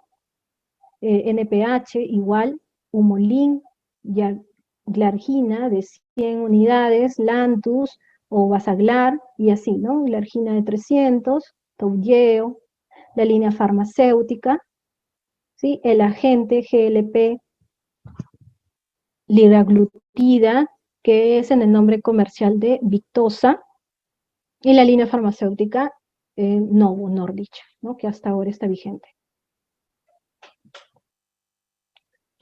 En la presentación de las insulinas, aquí vamos a observar la insulina regular y la insulina NPH. Estas son las botellitas con las cuales van a encontrar este tipo de insulina. Esta insulina, por ejemplo, es de 100 unidades por mililitro. ¿Sí? Aquí nos muestra la cantidad. Aquí está la cantidad, la línea farmacéutica. El aspecto de esta insulina es cristalino. ¿Sí? El nombre comercial es Humulin. La cantidad que viene en el frasco es de 10 mililitros, que contiene una concentración de 1000 unidades, ¿sí? Una concentración de 100 unidades por mililitro. Y en la NPH vamos a encontrarlo de esta manera, ¿no? Humulin, igual el nombre comercial, tiene un aspecto blanquecino, tiene un aspecto lechoso. Por ejemplo, este tipo de insulina tiene que ser homogenizado antes de poder utilizarlo, ¿no? Porque los sedimentos, por ejemplo, se van a posicionar siempre abajo, en la base del frasco. Entonces, tenemos que homogenizar antes de aplicar, ¿sí? La insulina NPH, protamina neutra de Hagendorff, que ya lo habíamos visto, ¿no? Por su inventor, tiene 100 unidades por mililitros y contiene 10 mililitros. ¿Sí? La insulina glargina, que tiene 100 unidades por mililitro, igual tiene una cantidad de 10 mililitros y también lo podemos encontrar en lapicero para una aplicación mucho más sencilla, ¿no? La línea farmacéutica, el nombre comercial lo conseguimos en Lantus. Tiene un aspecto cristalino, ¿sí? Hasta ahora hay que recordar cuáles son cristalinos y cuáles son lechosos, porque pueden cambiar si es que nosotros lo sacamos al medio ambiente, no está refrigerado, por ejemplo, ¿no? Está en un ambiente con calor, entonces puede cambiar. Y si nosotros no sabemos cuál es el aspecto natural de la insulina, entonces nosotros podemos aplicarlo. Aplicamos y cometemos un grave error, ¿no? Entonces, hasta ahora conocemos que el lechoso es la NPH, ¿sí? Bien, la insulina glargina en 300 unidades por mililitro, por ejemplo, ¿no? Este cartucho, este lapicero contiene 1.5 mililitros. 1.5 mililitros, el aspecto es cristalino, ¿no? El aspecto es cristalino de la glargina. Su nombre comercial es Toujeo. Aquí vamos a describirlo más adelante, qué es lo que significan estos numeritos que están acá atrás. Si es que no lo han visto antes, ¿no? Y bueno, es un tipo lapicero. Una concentración de 300 unidades por mililitro. La insulina de Temir, ¿sí? La insulina de Temir, el nombre comercial es Levemir, FlexTouch. La concentración es de 100 unidades por mililitro, contiene 3 mililitros. ¿Sí? 3 mililitros tiene un aspecto blanquecino, la insulina de Temir.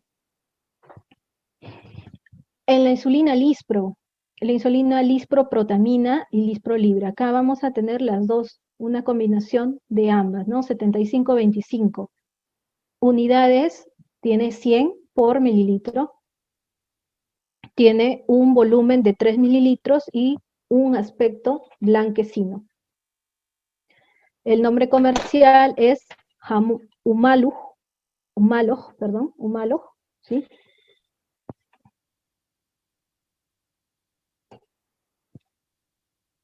Insulina Lispro de 100 unidades por mililitro, ¿no? El nombre comercial, Humalog también igual, volumen de 3 mililitros, la concentración es de 100 unidades por mililitro y tiene un aspecto cristalino, ¿no? El Lispro cristalino, NPA lechoso, Levemir lechoso, hay que ir recordando. La insulina Lispro-protamina, insulina Lispro, de 100 unidades por mililitro, en 50-50, ¿no? 50 de lispro y 50 de lisproprotamina, perdón, y 50 de lispro normal, ¿no? Tiene un cartucho de 3 mililitros igual y su aspecto es blanquecino, ¿no? Por ser lispro hay que acordarnos, blanquecino. Insulina de Gludec, unidades de 100 por mililitro, un volumen de cartucho de 3 mililitros, lo vamos a encontrar con el nombre comercial de Tresiba. La concentración es de 100 unidades por mililitro y tiene un aspecto cristalino, de Gludec, aspecto cristalino. La insulina glulicina, que viene en una concentración de 100 unidades por mililitro, la vamos a encontrar también en ampollitas y en lapicero, ¿sí? Un cartucho de 3 y esta concentración de 10. Tiene un aspecto cristalino igual, ¿no? La glulicina. En las insulinas premezcladas vamos a ver unos ejemplos de cómo es que se dan las insulinas premezcladas. Por ejemplo, se puede comprar ya mezcladas, o sea, un frasco donde ya tenga la proporción, o también se puede tomar una regular, una ampolla de insulina regular y una ampolla de NPH y hacer la combinación, ¿no? Entonces, aquí les puse unos ejemplos donde se requiere la insulina de 30 de insulina regular y 70 de insulina NPH. Entonces, para preparar, ¿cómo lo voy a preparar? Por regla de 3, ¿no? Si yo tengo acá 10 mililitros y quiero el 30%, ¿cuánto será? 3 mililitros, ¿no? Por regla de 3 lo sacamos, ¿verdad? Entonces, para preparar 10 mililitros de insulina premezclada se requiere 3 mililitros de insulina regular, más el 70%. ¿Cuál será el 70%? 7 mililitros, ¿sí? 7 mililitros de insulina de NPH para cada mililitro tenga 100 unidades de insulina. Entonces, al combinarlo tendremos 10 mililitros, ¿no? 10 mililitros, 70 de insulina NPH y 30 de regular. Igual para la insulina 50-50. 50 de insulina regular y 50 de insulina NPH. Igual, ¿no? Por regla de 3, vamos a saber que quiere la mitad, 50%. Entonces, si tengo mi recipiente de 10 mililitros, le agregaré 5 mililitros. Igual de la NPH, al final, al juntarlos, será mis 10 mililitros, ¿no? Es según los requerimientos del paciente, ¿sí? Y las indicaciones médicas en las cuales vamos a tener que respetar este tipo de terapia. El agente GLP-1 liraglutida, ¿no? Como ya lo había explicado, no es un medicamento, no es una insulina, ¿sí? Es un medicamento que se va a utilizar para el tratamiento de tipo 2, de la mellitus tipo 2, y lo que hará es estimular la insulina del páncreas y disminuye, claro, con esto, ¿no? Con la liberación de la insulina va a disminuir los niveles de glucosa, favoreciendo también la pérdida de peso. Lo podemos encontrar en Perú como Victoza, ¿sí? Y tiene un contenido de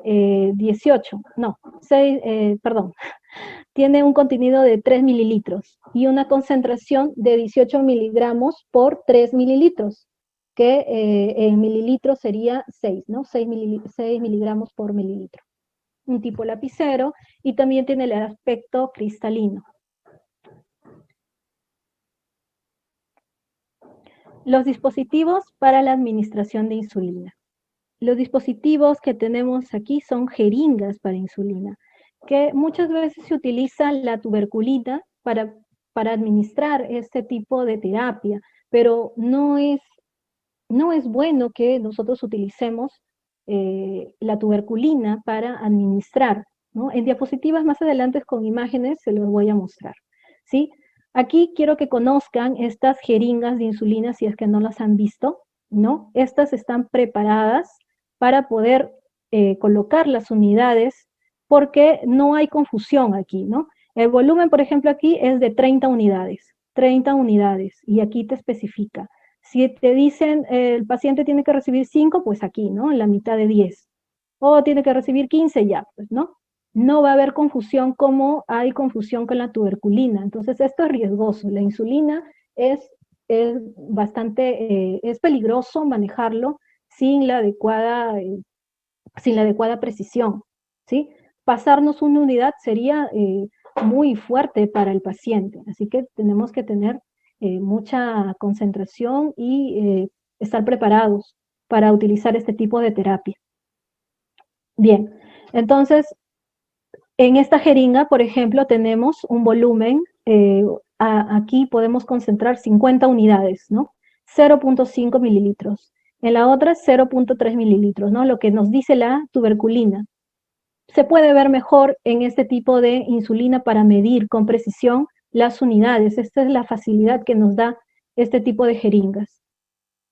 Y bueno, la jeringa de 100, que lo colocan con su número, porque podrían haberle colocado 1 mililitro como le colocan a la tuberculina, pero no, pues como es jeringa de insulina, tienen que colocarlo en unidades, en unidades de insulina, ¿no?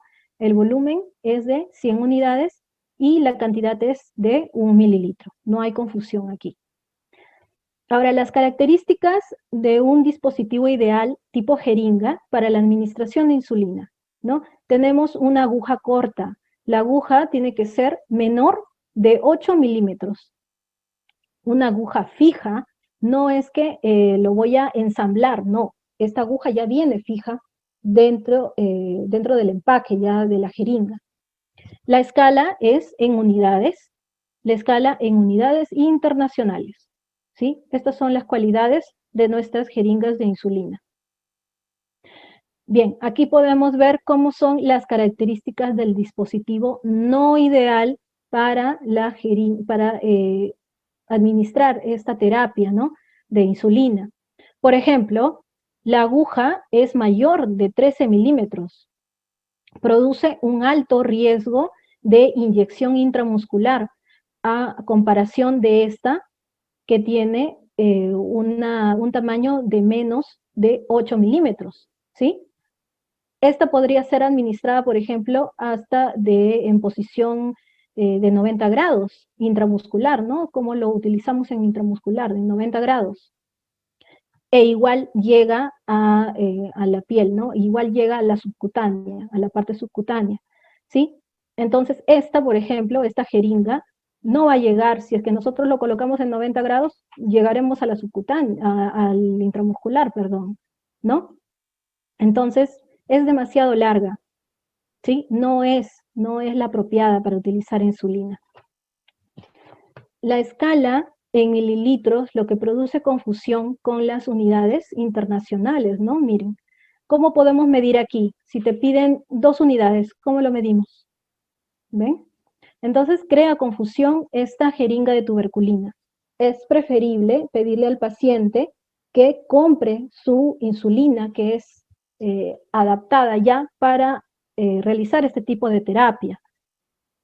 También algo que no nos va a ayudar, ¿sí? Es que la aguja es montable, genera un espacio muerto, ¿no? Esta aguja lo tenemos que colocar nosotros mismos, no viene así preparada, no viene, ¿sí? Y deja un espacio muerto, ¿y qué es lo que va a pasar en ese espacio? Pues se quedan las unidades de insulina y al final tenemos que botarlo. Entonces eso va a ser también un impacto económico al gasto del paciente, ¿no? Cada vez que desecha una jeringa también elimina 5 unidades de insulina, ¿no? Lo mismo que estaba diciendo, produciendo un impacto económico. Bien, en los dispositivos tipo lapicero con cartucho fijo de insulina, ¿sí? Aquí vamos a describir cómo están los lapiceros. Tiene una tapa, una base para la aguja, esta sí tiene que ser enroscada, una tapa de seguridad, un protector interno de aguja, aquí está la aguja, y la cubierta de seguridad. La escala de volumen de contenido, aquí lo vamos a ver, el cartucho de insulina, el protector externo del cartucho de insulina, ¿sí? La ventana de la dosis, ¿no? Aquí vamos a ir graduando de cuántas unidades está indicado el paciente, aquí lo programamos y ya, simplemente aplicamos, ¿no? El botón dosificador y, bueno, el botón de aplicación, ¿sí? La aguja de la jeringa para insulina, podemos ver que es corta, ¿sí? La máxima es de 8 milímetros. También tenemos agujas de 6, de 4, ¿sí? Entonces, cada vez más cortas, dependiendo del paciente, ¿no? Si el paciente tiene mayor grasa corporal, entonces vamos a tener que utilizar la más grandecita, que es la 8, ¿no? O si se trata de un niño, por ejemplo, podremos utilizar la 4, por ejemplo, ¿no? Agujas para dispositivo de tipo lapicero. Estos son para los lapiceros. Estos son para las jeringas. Las de lapicero vamos a tener una aguja de 4 milímetros. También aguja de 5 milímetros y de 8 milímetros. Como les digo, es dependiendo el paciente, ¿sí? Depende cómo son los pacientes, ¿no? Corporalmente, cómo son. Bien, ahora la cadena de frío en almacenamiento y conservación de la insulina. Todas las insulinas, ¿sí? Todas las insulinas que les estoy colocando en este cuadro van a ser almacenados de 2 a 8 grados centígrados hasta la fecha de expiración, ¿sí? Para conservarlo en uso, debe ser conservado en su caja o a dispositivo, o en dispositivo ambiente, ¿no? A una temperatura ambiente, a menos de 30 grados y dura hasta 30 días, ¿sí? Se tiene que mantener en su caja una vez que, por ejemplo, compran los lapiceros, ¿no? Se compran los lapiceros, se mantiene en la caja y ahí, una vez que ya llegan a su casa, deben guardarlo igual bajo un almacenamiento de temperatura, ¿no? De 2 a 8 grados. No debe ser congelado, por favor. Las insulinas no se congelan, ¿sí? Porque al congelarse se va a inactivar la molécula de la insulina, ¿sí? Y al exponerse también a la luz, porque son muy sensibles a la luz, va a disminuir también el efecto de la insulina. Entonces hay que tener mucho cuidado en la conservación de este medicamento. En la resuspensión de la insulina, ¿qué vamos a hacer aquí? Como ya lo había mencionado, hay aplicaciones, lapiceros que tienen una composición lechosa, ¿no? Tienen una insulina lechosa como la LPH, o también recombinada como el ispro, ¿no? Con la isproprotamina. Entonces, lo que vamos a hacer son movimientos de rotación, como se está mirando aquí en la imagen, ¿no? Se hacen movimientos de rotación para poder homogenizar la solución. No lo agitemos, ¿sí? No se agita el lapicero. Lo que puede ocasionar es que hay una mala distribución, hay una mala homogenización y entonces nosotros aplicamos y al final no va a hacer el efecto adecuado. Entonces la mejor manera es rotarlo. Igual cuando se trata no solamente de los lapiceros, también cuando se trata de las ampollas. Igual, debemos rotarlo. Pero hay que tratar de rotarlo no tan rápidamente, suavemente y no por tanto tiempo tampoco, porque cambiamos la temperatura, ¿sí?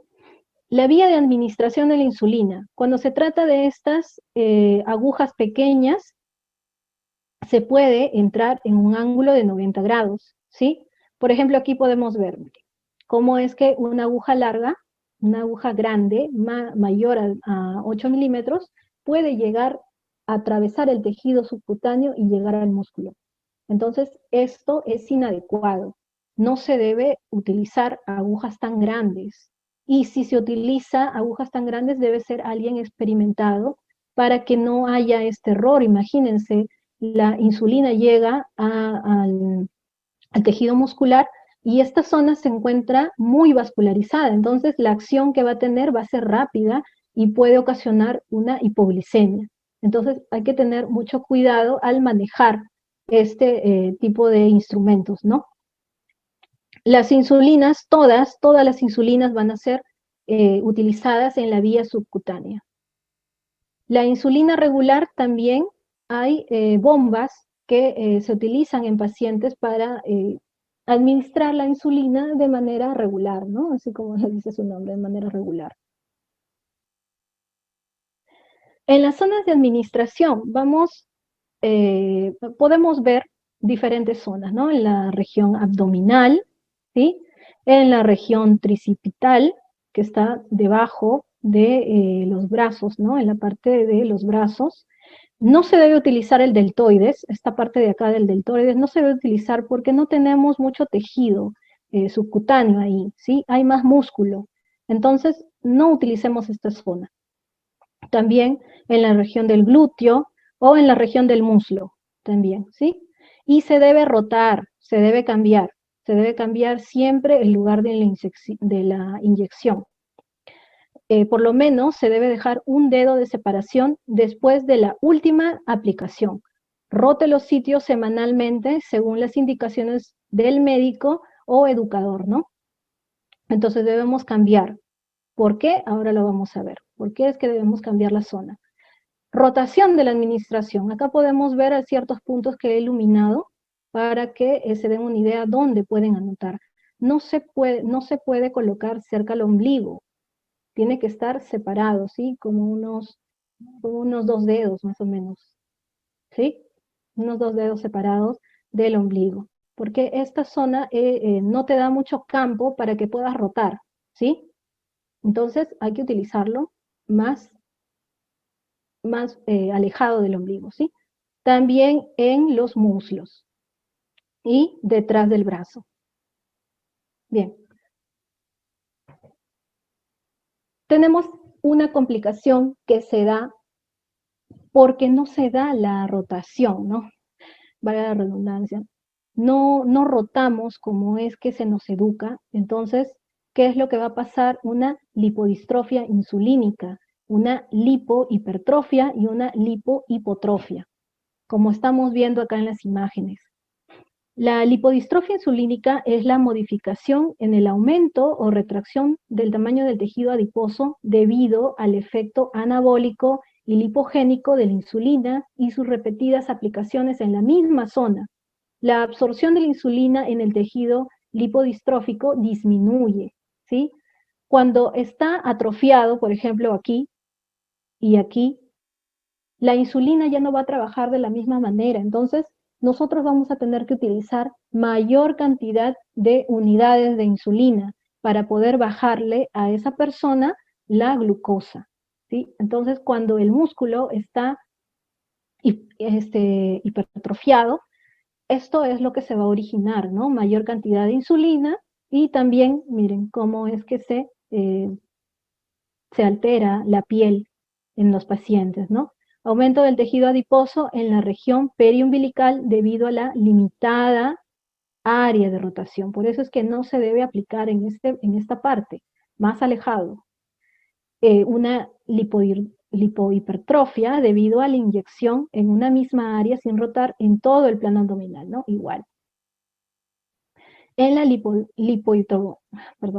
lipohipotrofia, que es la retracción del músculo del tejido adiposo, debido a la inyección en una misma área sin rotar en todo el plano abdominal, ¿no? Tenemos aquí en el abdomen, se está retrayendo el músculo. Igual en los muslos.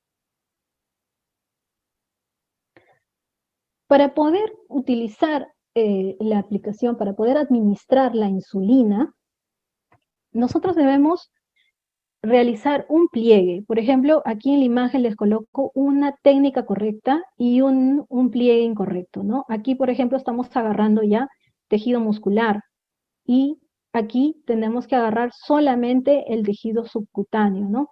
Entonces nos va a permitir identificar la disposición del tejido adiposo y fijar la piel para que no se mueva, ¿no? Cuando se introduce la jeringa. Ahora, una vez que la jeringa haya entrado, ¿sí? No se debe presionar, no se debe presionar con fuerza la jeringa. Simplemente tiene que entrar la aguja y luego presionamos el émbolo, nada más. O si no, presionamos aquí el lapicero, ¿no? El pliegue correcto para fijar la piel y administrar la insulina. Aquí, por ejemplo, está habiendo mucha presión, ¿no? Y está tomando una parte más a la izquierda, no tanto en el pliegue, ¿sí? Entonces aquí puede haber el riesgo de entrar a la parte muscular. Y bueno, cuando no se hace pliegue, aumenta más el riesgo de la aplicación intramuscular. El ángulo de ingreso de las agujas en la administración de la insulina, ¿no? Porque es una aguja pequeña, menor de 8, podemos ingresar de 90 grados, ¿sí? Las agujas recomendadas son de 8, 5 y 4. El ángulo va a ser de 90 para niños, adultos, gestantes, adultos mayores, en fin, ¿no? Siempre haciendo el pliegue. La técnica correcta del pliegue cutáneo y el ingreso de la aguja en 90 grados, ingresando la aguja en su totalidad, ¿sí? Esto ya es la técnica con lapicero.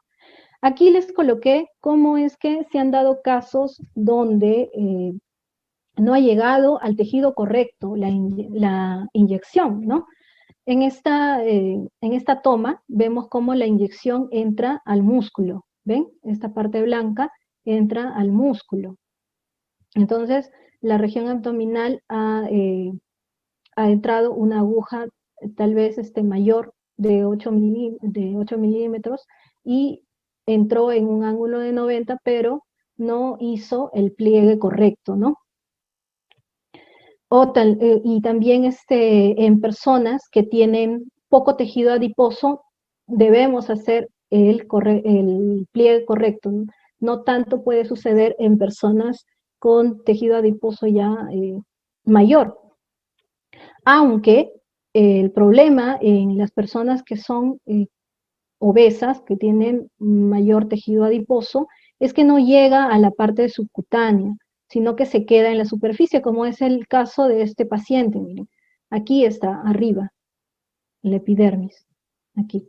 Entonces, no está dándose una buena aplicación, porque este paciente, por ejemplo, se colocó en un ángulo equivocado, 45 grados.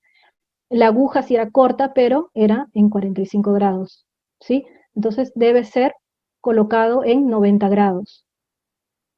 La técnica correcta en la región abdominal con agujas de 8, un ángulo de 90 con el pliegue cutáneo en personas con poco tejido adiposo. Por ejemplo, aquí sí logró, ¿sí? Esta parte subcutánea, ¿ve? La manchita de color blanco, sí logró. Pero aquí, por ejemplo, no lo logró, ¿sí? Es una técnica incorrecta. Tal vez hubo un poco tejido, perdón, porque hubo poco tejido o porque hizo una presión fuerte de la jeringa, ¿no? A veces presionan la jeringa en vez de presionar el émbolo. Entonces ahí es donde entró mal, ¿no? Al tejido. Bien, en las técnicas, los pasos para poder administrar la insulina con el uso de la jeringa. Aquí vamos a utilizar la jeringa y vamos a utilizar nuestra ampollita de insulina, ¿no? Nos lavamos las manos, retiramos la tapa, vamos a homogenizarlo, ¿sí? La NPH y la mezcla tenemos que homogenizarlos ya que son lechosos. Aquí podemos ver cómo es que se ha sedimentado en esta imagen. Se ha sedimentado aquí, entonces lo homogenizamos hasta que tenga este aspecto lechoso. Luego introducimos la aguja en 90 grados, lo colocamos a la altura de los ojos para poder cargar bien la dosis, limpiamos el área, realizamos el pliegue e introducimos la aguja en 90 grados, ¿sí? Administramos lentamente. Al terminar, antes de retirar la aguja, vamos a contar unos 5 segundos. Evitar el friccionamiento o masajear la zona. Hay que continuar dentro de la piel con la aguja unos 5 segundos para que la dosis sea administrada en su totalidad, ¿sí? Para que la insulina salga de la jeringa, ¿sí? Nos quedamos un momento, siempre hay que recordar esto para que la dosis sea exacta. Y luego retiramos la aguja en 90 grados, evitemos tapar la aguja para no lastimarnos, ¿sí? Para no pincharnos con la aguja, y luego desecharlo inmediatamente en el contenedor de bioseguridad. Ahora, los pasos para la administración, pero del dispositivo tipo lapicero. Nos lavamos las manos, retiramos la tapa del lapicero. Las insulinas de aspecto cristalino no van a requerir que los homogenicemos, pero sí las que son de aspecto lechoso, ¿no? Entonces, las mezclas de 70-30 o 75-25, por ejemplo, ¿no? Tenemos que homogenizar igual. Colocamos la aguja en el cartucho. Vamos a ver que tenemos una aguja que tiene que ser enroscada en el lapicero, ¿sí? Entonces lo enroscamos hasta que quede bien seguro. Luego retiramos la tapa, como vemos aquí, lo retiramos y tiene una protección aún que es de color verde. Esa tapita también la retiramos, ¿sí? Entonces, lo que vamos a hacer es una prueba porque al utilizar la aguja o enroscarla, puede darse el caso de que la podamos doblar o tal vez la aguja nos vino fallada, ¿no? Entonces, antes de aplicarnos, siempre hay que cerciorarnos de que esa aguja funcione adecuadamente. Y vamos a utilizar una gotita de la insulina para saber que sale con tranquilidad. Entonces, vamos manejando aquí, lo graduamos en 1, y luego presionamos. Si vemos que sale la microgota, no hay problema aquí, como lo podemos ver en esta imagen, ¿sí? Sale la microgota, no hay problema, entonces empezamos. Colocamos la dosis que nos han indicado, por ejemplo acá, 10, ¿no? Luego limpiamos el área y luego realizamos el pliegue. Introducimos la aguja en un ángulo de 90 y administramos de forma lenta, miren. Se administra de forma lenta en el tejido subcutáneo y nos quedamos ahí 5 segundos. Luego retiramos la aguja, desenroscamos y lo desechamos en el contenedor de bioseguridad. ¿Sí? Súper sencillo, sobre todo con el lapicero, ¿no? Ahora, factores que pueden disminuir ese dolor, el dolor antes de aplicar, ¿sí? Inyectar insulina a temperatura ambiente. Tratemos de sacarlo unos segundos antes, ¿no? No lo utilicemos directamente ya congelado, porque si no va a dolerle al paciente. Entonces tratemos de que el paciente se sienta cómodo con esto, ¿no? También tenemos que eliminar las burbujas antes de inyectar. Esperar que el alcohol tópico se evapore antes de puncionar, ¿no? Porque obviamente el alcohol cuando entra en una herida, pues arde, ¿cierto? Luego, la zona a puncionar tiene que estar relajada, no esté tenso. Penetrando la piel con movimientos firmes y relajados, ¿sí? No hay que vacilar al introducir la aguja. No cambiar la dirección de la aguja durante el procedimiento, siempre en 90 grados. Las agujas que están especializadas para la insulinoterapia, ¿sí? No estoy hablando de las tuberculinas. Y no utilizar la aguja cuando la punción comience a doler, ¿sí? Bien, entonces eso sería todo. Quiero saber si hay alguna duda o consulta acerca del tema.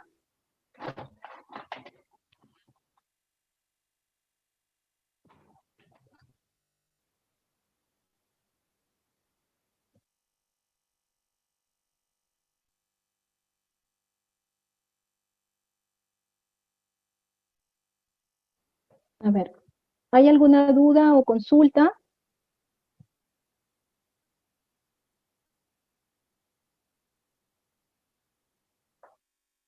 ¿Ninguna? Bueno. Bueno, muchas gracias con todos. Espero que haya sido de su agrado, que, bueno, si no hay consultas, qué bueno que haya quedado todo claro. Muchas gracias por la atención prestada y por sus participaciones. Sí, conmigo ya se otra oportunidad. Soy la licenciada Ivette Tocas Flores y con mucho gusto de haber dado esta ponencia.